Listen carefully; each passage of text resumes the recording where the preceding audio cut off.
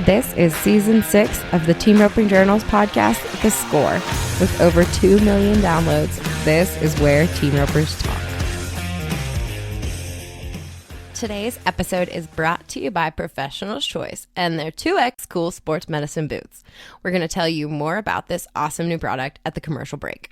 Hey everybody, this is Chelsea Schaefer. Welcome to Season 6 of The Score. This is our first official episode of Season 6. We did drop that Jade Corkill episode that if you haven't listened to it, you might be the only one because it's one of our top listened to episodes of all time about Ice Cube. We dropped that last month, but today is February 2nd and it kicks off officially Season 6 of The Score. So if you remember back to 2021, on the heels of the pandemic, we released a horse market series that I think was 3 or 4 episodes long. And we talked to people like Steve Friskup, Jan Parker, Trevor Brazil, Larry D. Guy, JD Yates about the state of the rope horse market at the time. And I think we thought we might have been at the pinnacle. But turns out we weren't. And today we're going to start another horse market series, except the market is so wild that I'm dedicating one episode to one person for the next couple months. So you can expect the regular score, which comes out every other Thursday, to focus on the state of the horse market and what's happening. And we will be shifting to regular versions of the score mid-spring. But right now, I want to spend some real time talking to the experts in the horse market and figuring out what is going on in the rope horse business, because there's a lot happening. I know sometimes I sound like a broken record, and if you read the magazine and pay attention to the bylines, this is kind of my jam. And that's why I want to dedicate some extra time to it. We've got the Riata buckle that has reshaped things, the Royal Crown, the American Rope Horse Futurity Association, the RFA. Those have all shook the foundation of the rope horse industry and maybe solidified it a little bit more as we've seen this growth in the last few years, and it's been pretty explosive. So I'm excited to explore what we've got going. I am going to start today's episode with Steve Friskup, because he is one of the people we started with back in 2021. As the principal at Clovis Horse Sales, Steve is the master auctioneer who has truly the front row seat to the horse market. He sells the horses at Rancho Rio. He sells them at Leveland every couple weeks. He is the one who sees all the high sellers. He's the one who sees the middle of the market. He's the one who sees the bottom of the market. A roper himself, he's got a personal investment in the way this market goes. And so I love to start with Steve anytime I have questions about buying and selling and what the masses of team ropers ought to know about the sport right now. So without further ado, enjoy Steve Friskup, and this is part 1 of the rope horse market. What are you doing, Steve? Well, nothing, just watching it snow. And It is miserable outside here. It's been miserable since before Christmas. It's just, ugh. I'm grateful for the moisture, I suppose, but man. Well, that's us. We're really glad to have the moisture. And, we only got to do it for a day. Sun's out now. It's all melting. So, Oh, good. Yeah. yeah. So I'm just kind of taking a slow snow day today. Good. So I think the last time we talked really about the horse market was 2 years ago in 2021 at the beginning of the year. And we talked about how things were changing and the futurity side of the business was pumping things up. But that was before things like the Royal Crown and their team roping incentives, and then the Riata buckle and its team roping incentives really had hit the ground. So I want your take on how things have changed with that side of the industry growing. Okay. So tell me, what do you think? How have you seen it change? Well, since the last time we talked, everything was kind of on an uptick, and the uptick has kind of remained. And about the time that you would think there'd be a little bit of a leveling off in the market, along comes the Riata buckle. And then the Royal Crown, and so we've got some more futurity incentives going on, and they're big money deals. The Riata bucks really made a huge difference in the market on some of these 2 and 3 year olds, and even the yearling market. And a lot of the big questions out there for the last year have been, is he Riata eligible? Is he Riata eligible? And so we're seeing that keep some extra life breathed into the market. And then along the same lines, there's a lot of people standing around waiting on the sky to fall. Yeah. And that's really not happening. At the end security, we had another record-breaking year this year. Sold 2 2-year-olds for over $1 million apiece, and sold a yearling this year for $985,000. So that's been strong.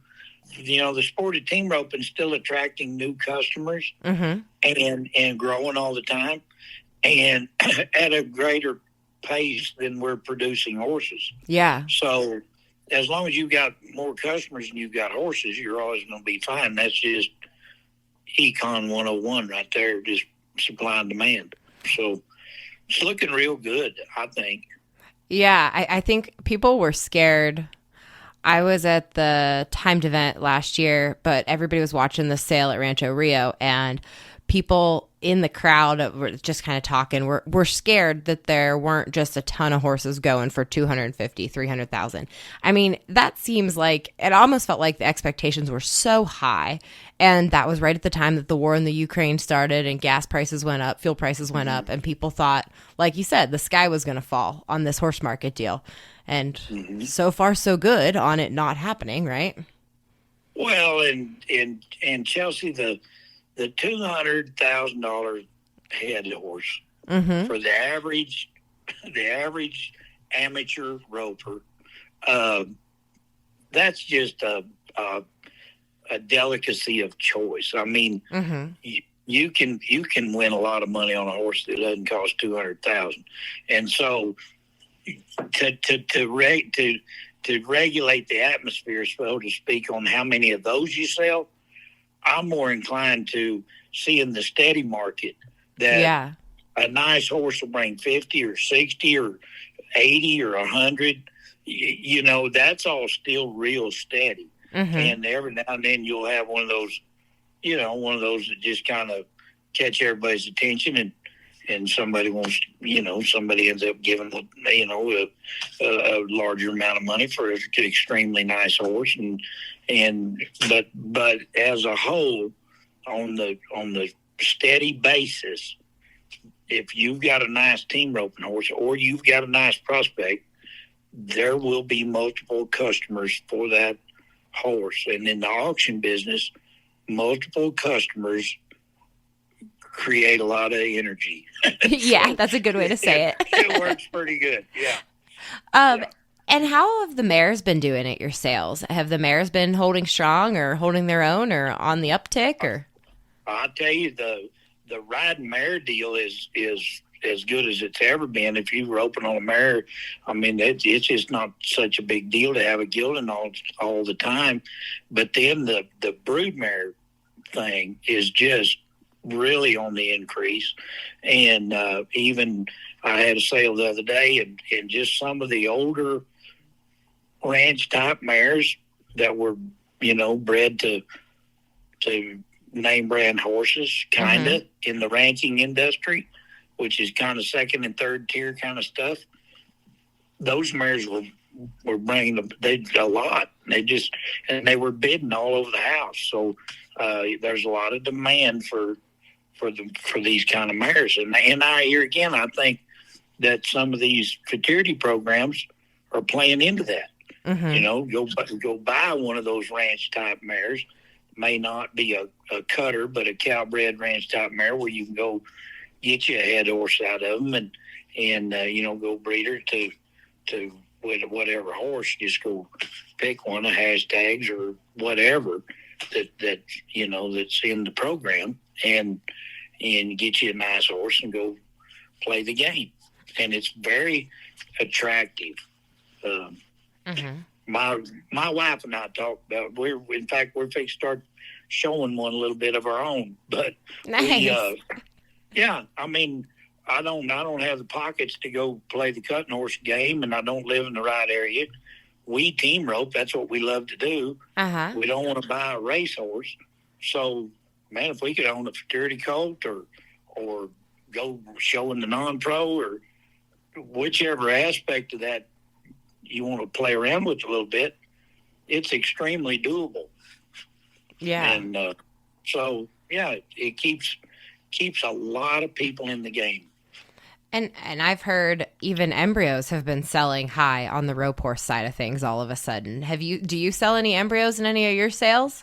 No, I haven't done any of the rope horse embryos. We do at the cuttings and some of the snaffle bit, not much, but those at the highest level we do sell some sometimes. But I'm gonna say those embryos have been trading private and but now we can put a colt up on the internet that's in our sale, and man, we'll start getting hits and phone calls, and if he's eligible for anything. Mm-hmm. And it's not just the team roping, the calf roping prospects, man, that there's a lot of demand for them.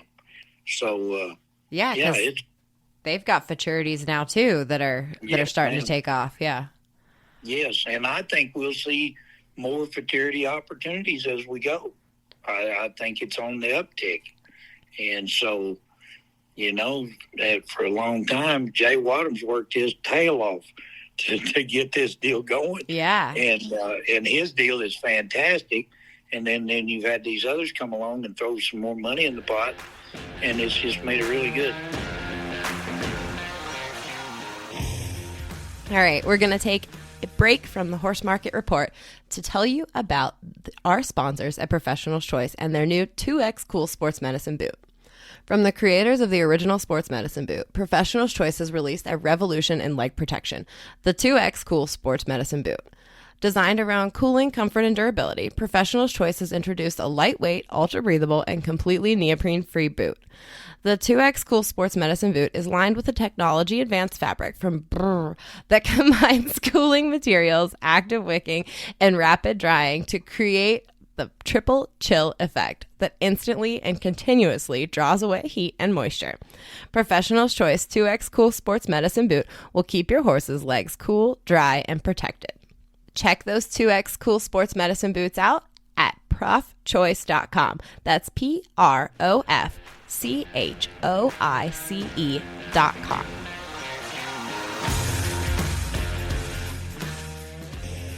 Do you think the average World Series roper or USTRC roper understands yet? Do you think we've hit the point where they really know about it? Or do you think there's still... Yeah, go ahead. Mm-hmm. Yes, I do. There's I'll give you an example. I forget now. It was last year sometime. I bought a really nice head horse off a guy. Good guy. Rope's really good. About a 5-header, I suppose. And... but this was a nice horse. And he wasn't cheap. But, when we got done, I asked him, I said, why in the world would a man sell a horse like this? He said, well, I've got to pay. I just bought a fraternity colt. So, there's a lot of guys. And, the sport of team roping now is it's such a broad spectrum from a economic demographic.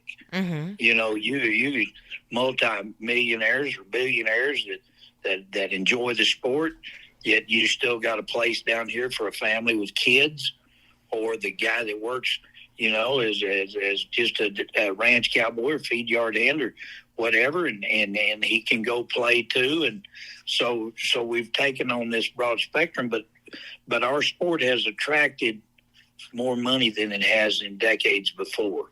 Mm-hmm. There's some serious players out there, and so when that begins to happen, then it opens the door for more opportunity. Yeah, and so I think that's and I think Denny coming with the Riata Buckle, that's a great event, and it lets a guy like me play. If I want to get me a young horse and come play and go roping the 10, I can go do it. Do you think we'll ever make it through a call where we don't give Denny credit, Steve? Do you think we'll... Nope. Nope. Why wouldn't you? I know it, man. I don't think Hey, it'll be 100 years from now, maybe, but I hope still then they're thanking him. you know what, Chelsea? When Danny Gentry started the number system, I was just an old dumb kid trying to ride horses for a living. And if I went to a roping, we were either an A or a B, or you just grit your teeth and rope. And and over in eastern Oklahoma, that wasn't no fun because there's a lot of guys could do it over. And so when there came an opportunity later on, I applaud him because, we're just like you and everybody else. Our little family, we rope. We don't get our picture in the paper that much, but that's all we do around here. And the sport of team roping has added so much to our life. Yes. And now at 60, I'm fixing to be 63. I've been doing this forever. Mm-hmm. And I get to do it at least another 30 years. So yeah, we're, and it's just, and because of Danny and a lot of other people, but his vision and forethought, and he opened the door for a lot of opportunity, I guess is the way to put it, to go do something we really love and enjoy. Absolutely. And then, yeah. And so here's the other deal, Chelsea's winding her up. I've been telling people this from the auction block now for years. These horses are a quality of life issue. They're not a dollars and cents issue.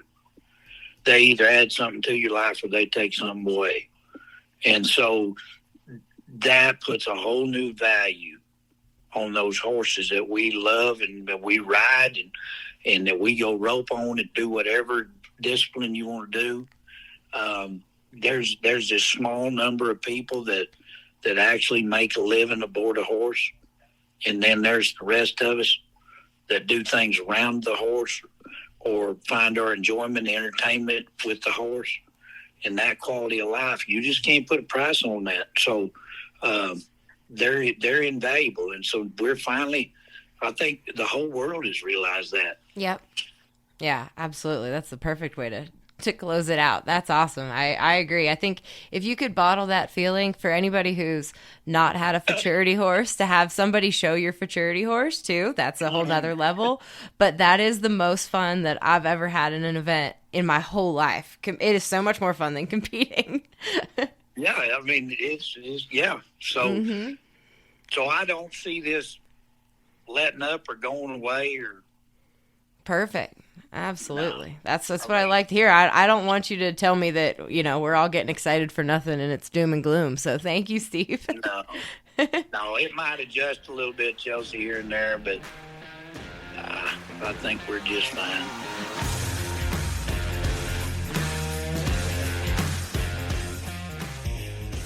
Thank you again to our sponsors at Professional's Choice and the 2X Sports Medicine Boots for bringing us part 1 of the Horse Market Report. Thank you all for listening to today's episode of The Score and our Horse Market Report. We will be back in a couple weeks with an episode with the one and only Ty Smith of Solo Select Horse Sales and Select Jeans. I have never gotten a chance to have Ty on this podcast, but he's kind of a legend in this horse buying and selling space. I don't think the public hears from him nearly enough. He is an absolute bastion of wisdom. So I'm glad you will all get to hear Ty Smith in 2 weeks here on The Score with another Horse Market Report. Thank you to our producer, Craig Jones at the Money Barrel Podcast. By the way, if you've got a barrel racer in the family, head over to barrelracingmagazine.com. Listen to the Money Barrel Podcast there. You can find the Money Barrel anywhere you listen to podcasts. Thanks, everybody. We'll talk to you next week.